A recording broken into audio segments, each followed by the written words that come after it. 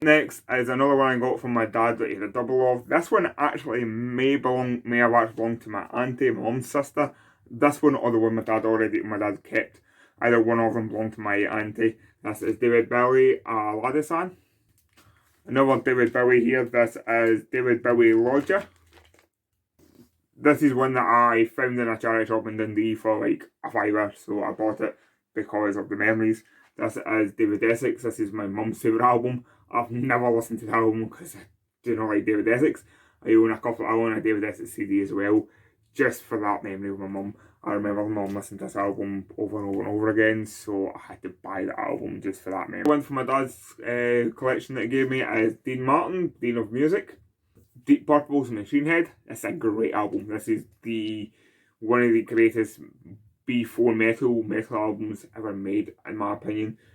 Most of the songs in this is so metal, and it's not even like Smoke in the Water, like everybody's favourite. It's like Highway Star and stuff like that. It's just real. Deftones, Around the Fur. Deftones album I bought at HMV. I quite enjoyed this album. I've been giving it. I decided to try and give Deftones an actual try. I listened to a couple of songs to this album, so I decided to actually just buy the album. I've listened to it a couple of times. I don't mind the album. I like a couple of songs on it.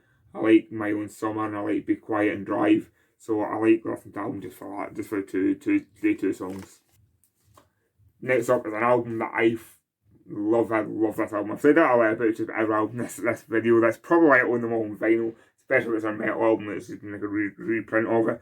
This is one of the bands that I owned a hoodie of this for years. I still own the hoodie. I walk about this. It's the band's debut album. I think it's the best album. A lot of people disagree with me. This is the Devil Driver. This self-titled album. I love this album. What an album. As I say, a lot of people don't rate the album as much.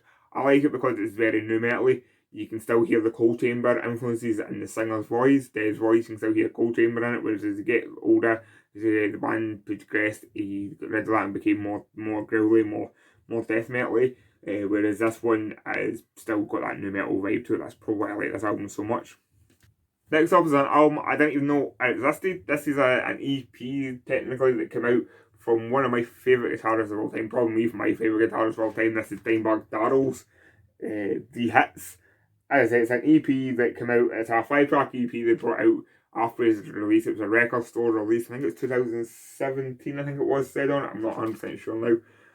But yeah, it's a really good album. If you like Dimebag, it's just for Dimebag being Dimebag playing his guitar and stuff.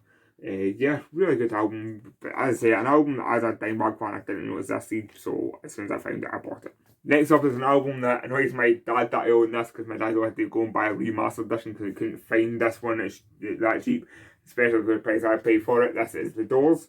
This is the first Doors album. This is my favourite Doors album. I found this in the charity shop in Dundee. I spoke about it a few times now, and yeah, as I say, my dad's jealous because I own this album. He had to buy it remastered, and it's just one of those albums I refuse to give up because I'll listen to it that many times. Another Doors this time. This is Doors Strange Days.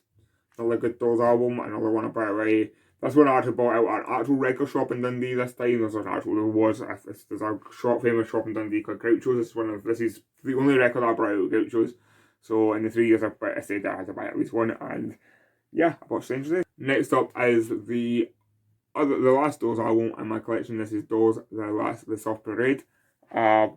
Album I hadn't heard until I bought this album. An okay album, not as good as the first album, because as I said, the first album is still my favourite album. This is the first Down album, Nola.